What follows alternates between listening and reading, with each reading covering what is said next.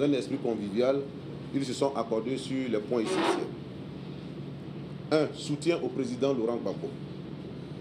Les leaders ont réaffirmé leur soutien indéfectible au président Gbagbo, dont l'emprisonnement ne saurait altérer les idéaux de démocratie, de souveraineté et d'intégrité, entre autres, qu'il a su savamment leur inculquer tout au long de son parcours politique. Conscients que le bonheur du peuple ivoirien réside dans la promotion de ses valeurs, ils se sont accordés sur le principe de continuer son combat et d'obtenir sa libération.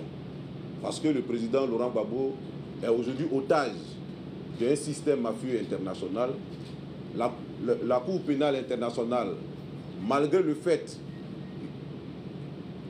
qu'elle n'a pas de preuves établissant clairement sa culpabilité, le maintient en prison, alors que dans le cas d'espèce, elle aurait pu, à tout le moins, lui donner une liberté provisoire, sinon le libérer purement et simplement.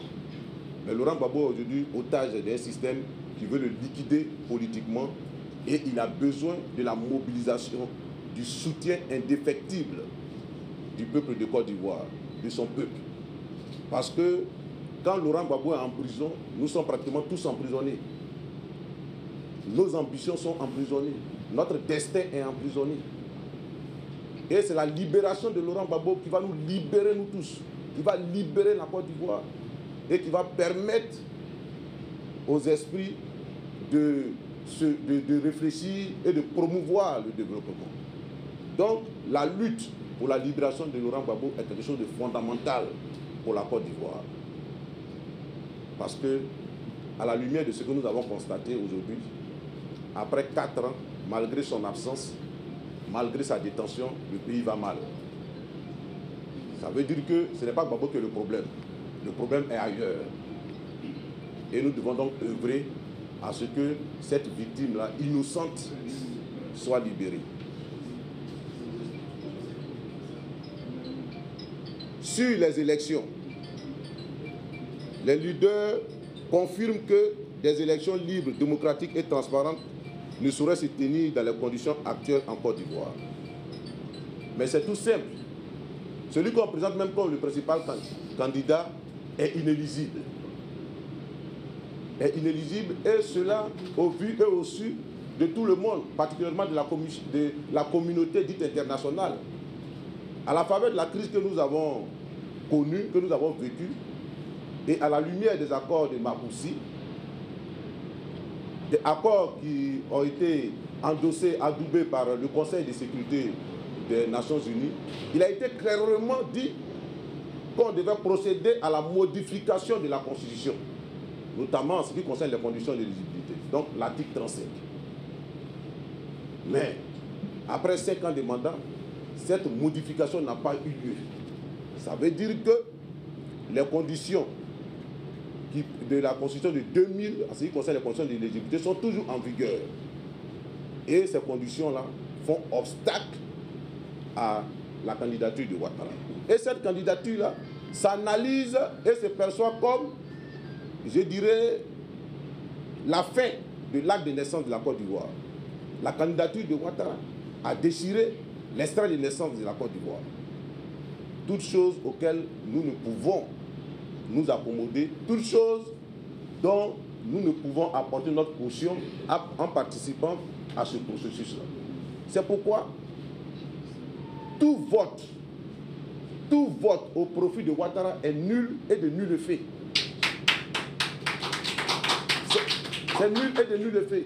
Et maintenir Ouattara à la suite d'un tel processus, c'est installer durablement la Côte d'Ivoire dans la crise et dans le chaos. C'est pourquoi nous demandons, les leaders en appellent à la vigilance des autorités, de la communauté internationale, du peuple de Côte d'Ivoire en particulier, qui doit se tenir très loin de ce scrutin et mieux même le boycotter. Mieux même le boycotter. Parce que d'aucuns disent que ce sont les élections qui entraînent la paix et la fin de la crise, mais nous avons vu ce qui s'est passé en 2010. les élections n'entraînent pas forcément la paix. Les élections peuvent entraîner le chaos. Et nous ne voulons pas que les élections qui arrivent soient encore une occasion d'entraîner la Côte d'Ivoire dans le chaos. C'est pourquoi nous appelons, au regard de tout ça, à une concertation de toute la classe politique. Et donc à ouvrir une période transitionnelle qui sera dirigée par un citoyen neutre pour qu'ensemble nous puissions définir les conditions adéquates pour garantir des élections libres et transparentes. Pour qu'ensemble nous puissions exiger la libération de tous les prisonniers politiques, pour qu'ensemble nous puissions exiger le retour des exilés, conformément à la constitution ivoirienne. Donc, nous profitons de cette occasion pour lancer un appel au peuple de Côte d'Ivoire, à qui ce message s'adresse au principal. C'est lui qui est le seul et unique maître de son destin. Et la Côte d'Ivoire sera ce que les Ivoiriens voudront qu'elle soit. C'est pourquoi nous lançons cet appel en direction de notre peuple, afin qu'il se mobilise et qu'il réponde dignement et valablement aux défis qui se posent à notre pays, ici et maintenant. Cet appel aussi est lancé en direction de toutes les forces du progrès en Côte d'Ivoire, mais surtout à l'endroit de nos camarades, de nos amis leaders, afin qu'ils puissent se joindre à nous et que dans une dynamique collective, dans une union sacrée, nous puissions la main dans la main engager cette bataille-là pour sauver notre patrie, pour sauver la nation ivoirienne qui véritablement est en danger. Nous espérons que cet appel sera entendu parce que beaucoup ont déjà manifesté le désir d'adhérer à ce projet, à cette plateforme que nous allons certainement formaliser dans les jours à venir. Mais beaucoup ont émis le désir d'y adhérer et je crois que cela fera date dans l'histoire de la Côte d'Ivoire parce qu'on sait un peu la qualité et la pugnacité de tous ceux qui sont réunis ici et de tous ceux qui vont demain adhérer à cette plateforme-là. Que Dieu bénisse la Côte d'Ivoire. Que Dieu nous bénisse, qu'il nous apporte la sagesse, le discernement, mais surtout la force de conviction pour que nous puissions transcender les difficultés présentes et à venir. Je vous remercie.